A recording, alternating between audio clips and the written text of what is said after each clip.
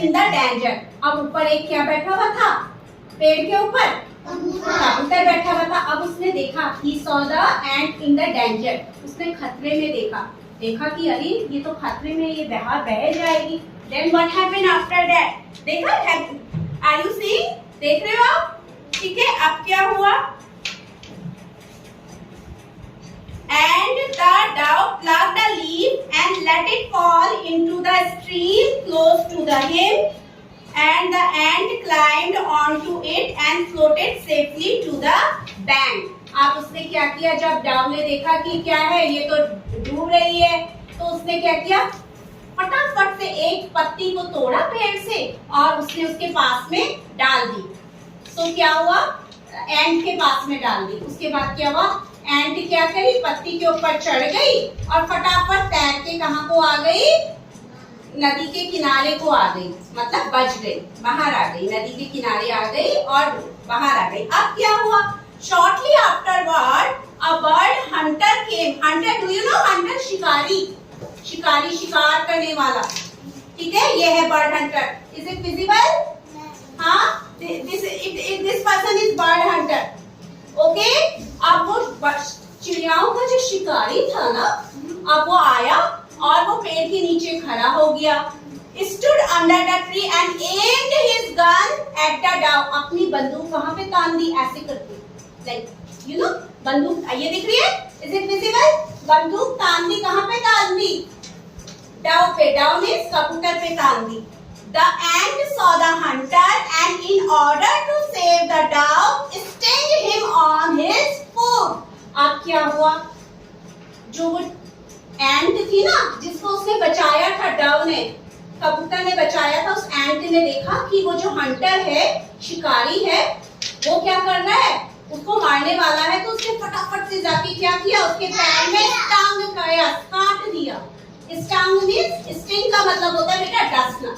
अब एंट क्या करती है, एंट के भी ऐसे होते हैं ना तीर, वो ऐसे करके मार देती है, उससे क्या होता है, बहुत पेन होता है, काट देती है। तो उससे क्या, बहुत पेनफुल होता है बेटा। तो इतनी जोर से काटा। व्हाट हैपेंड आफ्टर दैट, क्या हुआ, Hunter cried in pen. Hunter क्या हुआ, बहुत रोया, एकदम से दर्द हुआ उसको। और what happened, and lost his aim. अपना जो एम था ना, लक्ष्य, जो उसने ऐसे करके बंदूक तानी भी थी, भूल गया वो। इतना पेनफुल था उसका स्टिंग, उसका जो काटना था इतना पेनफुल था, वो दर्द के मारे सब भूल गया। He forgot everything and the dove fled away। क्या हुआ, dove क्या हुआ, भाग गया, उड़ गया, fled away, उड़ गया। अब देखा ना आपने, उसने dove अगर ये सोचता, अच्छा tell me the moral of the story, क्या शिक्षा मिली, हमें हेल्प करनी चाहिए ना, या हमें मदद करनी चाहिए जब भी मौका मिले बेटा। whenever we get the opportunity to help anyone, yes, हमें हेल्प करनी चाहिए। Moral, little friends may turn out to be a big help। छोटे छोटे दोस्त भी आपके बड़ी हेल्प कर सकते हैं, किसी को भी छोटा नहीं समझना है। अगर वो डव सोचता कि अरे क्या है, इतनी छोटी सी तो क्या है, एंट है, बहने तो देखी जाएगी, सोचता तो वो डव बच जाता। डव को भी तो अभी तक शिकारी मार दिया होता ना बेटा, शिकारी ने मार दिया होता, डव को भी मार दिया होता ना। तो अगर वो, the moral of the story is irrespective of the all these things we must help anyone, because बेटा what goes around comes around। बोलिए मेरे साथ, what goes around comes around। Again, what goes around comes around। जैसा देते हैं वैसा हमको मिलता है बेटा। हम अगर हेल्प करेंगे तो हमको भी कभी ना कभी कोई आके हेल्प करेगा, because God is watching us. देख रहा है ना, कोई नहीं देख रहा लेकिन वो तो देखता है ना।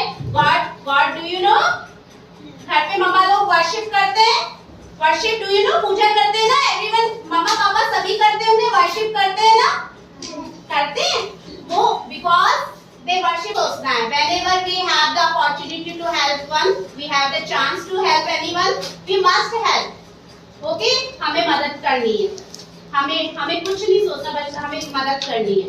Because again, what goes around? Speak aloud. What goes around? Comes around. ठीक है, जैसा हम करते हैं वैसा हमें मिलता है. मदद करेंगे तो मदद ही मिलेगी ना, हमको भी कोई आके मदद कर देगा. So that is the moral of the story. समझ में आया बेटा? Yes.